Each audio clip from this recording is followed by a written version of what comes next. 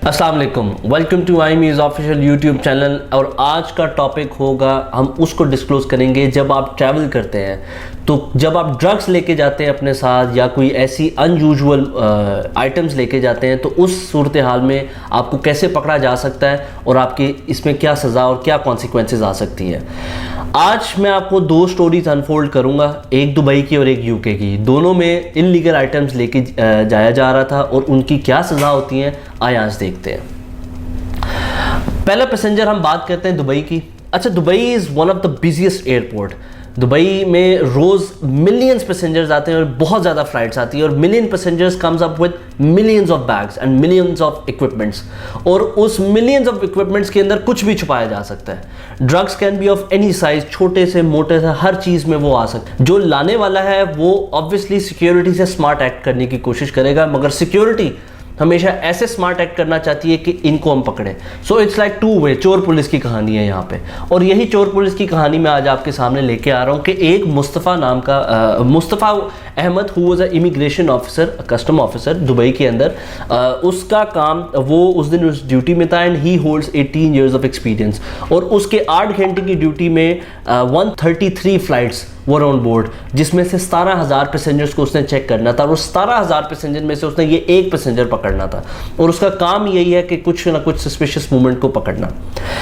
This passenger who was coming from Argentina technically crossed the Argentina border also। Argentina के security checks को clear करते करते यहाँ पे आ गया।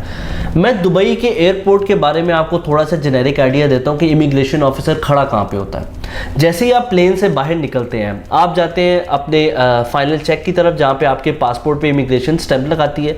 उसके बाद एक चेक आता है आपका हैंड कैरी, क्योंकि आपके पास होता है हैंड कैरी, स्कैन होते साथ आप लगेज एरिया में चले जाते हैं। यहाँ पे पैसेंजर सोचते हैं कि शायद हमने लगेज ले लिया, अब हम एग्जिट करने लगे, मगर नहीं।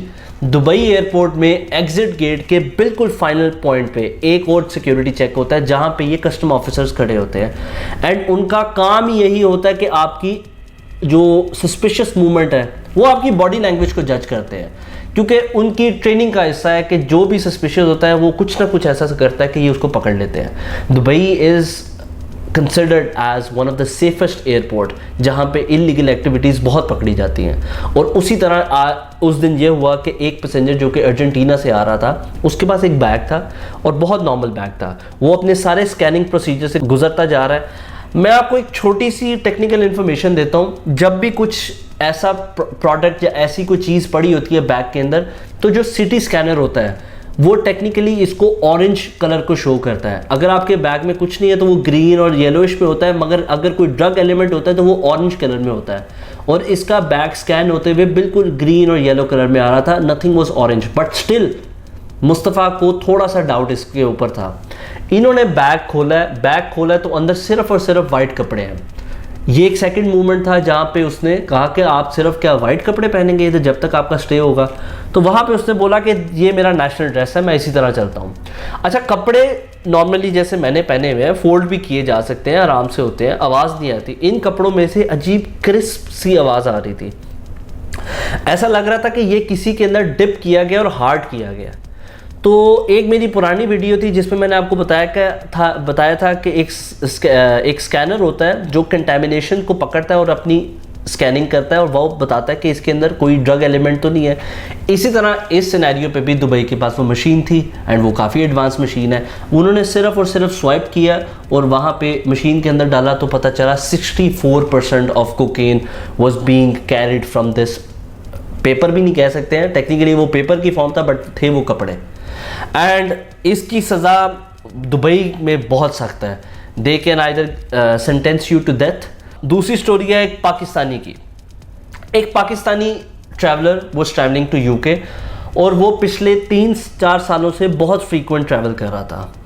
और मैं आपको एक और बात बताता हूँ, आप इमिग्रेशन प्रोसेस से जब भी गुजरेंगे आपसे सवाल जवाब किए जाएंगे, क्योंकि सवाल जवाब इनका पार्ट ऑफ ट्रेनिंग है और यहीं से इन्होंने आपको पकड़ना होता है। और इसी तरह ये जो ऑफिसर बैठी हुई थी लेडी, इन्होंने सवाल पूछने शुरू किए कि आपका जो स्टे था पिछला वो कितना था। तो इस पाकिस्तानी पैसेंजर ने कहा 2 हफ्ते। हालांकि उसने अपनी हिस्ट्री निकाली हुई थी और उसने पासपोर्ट जब चेक किया तो पता चला कि ये 2 महीने का स्टे करके गया। इसने पैसेंजर को बोला कि आप काइंडली साइड पे बैठे, और ये अंदर चली गई और उसका पूरा हिस्ट्री का रिकॉर्ड निकाला। तो पता चला कि ये पिछले 30 महीनों से इधर यूके में आ रहा है, और 30 महीनों में 26 महीने इसने यूके में गुजारे और 4 महीने पाकिस्तान में गुजारे। कोई भी टूरिस्ट इतना भी फारग नहीं होता कि उसकी अर्निंग्स बिल्कुल कोलैप्स कर रहा है वो पाकिस्तान में, वो सिर्फ यूके में आके अपनी एंजॉय कर रहा है। ये भी एक सस्पिशियस मूवमेंट थी, जहाँ पे उसने देखना शुरू किया कि जब ये 26 महीने यहाँ पे रुक रहा है तो इमिग्रेशन ऑफिसर के पास कुछ अथॉरिटीज़ होती हैं। फॉर एग्जांपल वो आपका बैग चेक कर सकते हैं। अगर आप कोई भी हार्मफुल एलिमेंट लेके आए, दे कैन हैंडकफ यू, आपको जेल भेज सकते हैं। They have all the authority. उसने जब क्वेश्चन आंसर्स करना शुरू किए और उसका बैग चेक किया, तो इसने पहले क्वेश्चन आंसर्स में पूछा था कि क्या आपके पास कोई डॉक्यूमेंट्स हैं, तो इसने कहा था नहीं। When she was checking the bag, तो अंदर से डॉक्यूमेंट्स निकले, और वो डॉक्यूमेंट्स कौन से थे? उसकी एक रजिस्टर्ड कंपनी जो वो यूके में चला रहा था, जिसका मतलब ये हुआ कि वो एक टूरिस्ट वीज़े में एक रजिस्टर्ड कंपनी चला रहा है। आज ये दोनों स्टोरी बताने का मतलब क्या था कि जब भी आप ट्रैवल करते हैं, अगर आप इलीगल एक्टिविटी करने के लिए कोई भी ट्रैवल कर रहे हैं, आज नहीं तो कल आप पकड़े जाएंगे। ये 26 महीने पकड़ा नहीं गया, मगर 26 महीने बाद पकड़ा गया था, और at the end of the day इसके साथ हुआ क्या? Ban from UK country. UK की पूरी जितने भी अंदर मुल्क आते हैं, लंदन, हर जगह से इसको बैन कर दिया गया था। ये आपका रिजल्ट होता है, ना कि बैन किया गया, ह्यूमिलिएट करके डिपोर्ट भी किया गया, उसको एंट्री नहीं होने दिया, और फिर पाकिस्तानियों के लिए टफ शर्तें रखी जाती हैं। हाल ही में आपने नोटिस किया होगा कि पाकिस्तानियों के वीज़े यूएई में बंद पड़े हुए हैं। यही वजह होती है कि हमारे वीज़े बंद हो जाते हैं। इन्हीं वजहों से हमारे प्रॉब्लम्स आती हैं ट्रैवल रिस्ट्रिक्शन के अंदर, और इसी वजह से हमारा पासपोर्ट दूसरे नंबर पर है, ऊपर से नहीं, नीचे से। अफ़गानिस्तान और पाकिस्तानी तो हैं जो कि नीचे से टॉप कर रहे हैं।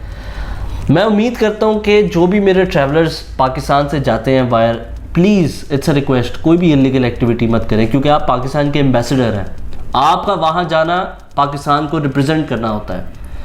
Thank you so much for watching this video, and please subscribe to this channel and watch and share.